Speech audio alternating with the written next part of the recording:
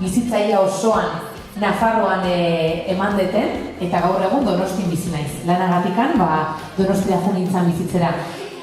Batzuk agian ezagutuko nauzue, Esian taldeko abeslaria naizelako, abeslarietako bat naizelako, beste batzuk agian telebistan ateratzen naizelako, eta gaur egun bi konturietan ibiltzen naiz, batean musikan eta bestean aurkezle lanetan ez, baino nik nire burua irakasletzen akat, esan nahi dut, nik aurre zukuntza ikasi nuen.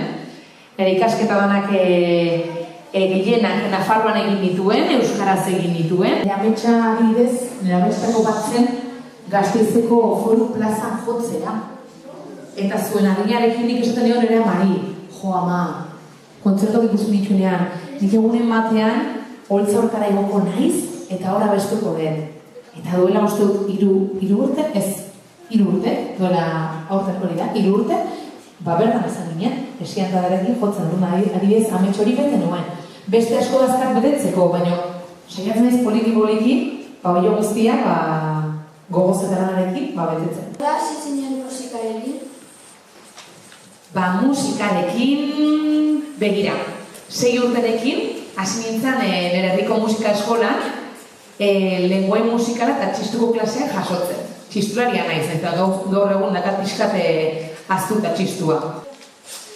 Bai, txistua gogoko nuen, baina benetan gogoko nuen zen kantatzea. Eta hori egin nuen, ez? Orduan bai egia da, nahiko gaztetatik, gutxi gora bera zuek 11-12 urte dazkazute ez da? Gutxi gora bera, nik uste holtzaren gonitzen lehenengo aldia izan zala 11 urterekin, nire herrian. Eta esperientzia horretatik, esan hon jope, hau gustoko dut. Abeslaria izateaz gain, ze gustatuko litzaizuke izatea? Niri tokatu zitzaidanean erabakitzea zer ikasi nahi dut. Zalantzak egin dituen, 3 aukera nituen. Bada zen, aurrezkuntza, alde batetik oso gogoko ditudalako umeak, eta bestetik iruditzen zidalako hezkuntzaren mundua oso politia eta garrantzitsua dela. Bestetik, psikologia, asko gustatzen zitzaidalako eta zaidalako gaur egun ere, eta bestetik arte dramatikoa. Zen musikalak eta mundu hori txoratzen hau, guztiz. Hor dakaten diente, gustatuko litzaiake egunen batean musikalen bat egitea. Hori dakator buruan ez, izango litzatekeela nire, ez dakit, bete ez dudan gauza bat, edo egin ez dudan gauza bat, eta gustatuko litzaidakena egitea egunen batean. Zein da zure musika talde gustokoena eta zure abeslari gustokoena? Baina normalen entzuteko etzai gustatzen musika oso batzagarria dana. Gustatzen zait egia esan asko rock metala entzuteko. Aipatuko eta euskaldun bat eta gero kanpoko bat. Abeslari bat niretzat beti erreferente izan da Sorkun.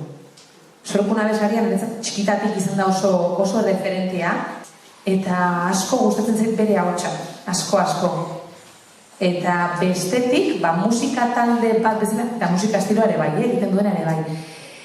Eta musika talde bat, begira, hau atzerritarra da, Volbeat deitzen da.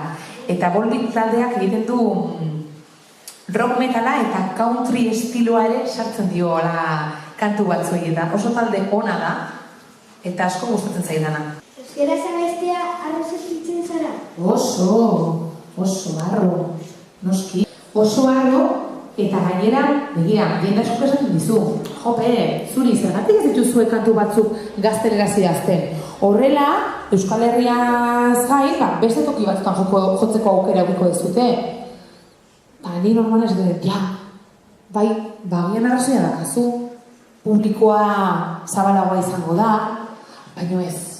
Baina momentu honetan, Euskaraz super gustora egin dugu, eta izu, kanporatera zero, ze harro ez, Katalunia jo eta Euskaraz, Madrilen jo eta Euskaraz, ez? Zure hizkuntzan eta zure hizkuntza hori beste zonalde batzera eramatea, hori harro egoteko modua da. Beraz Euskaraz egiten jarraituko dugu, kantutan ere bai. Ez bakarrik hitz egiten, kantutan ere bai.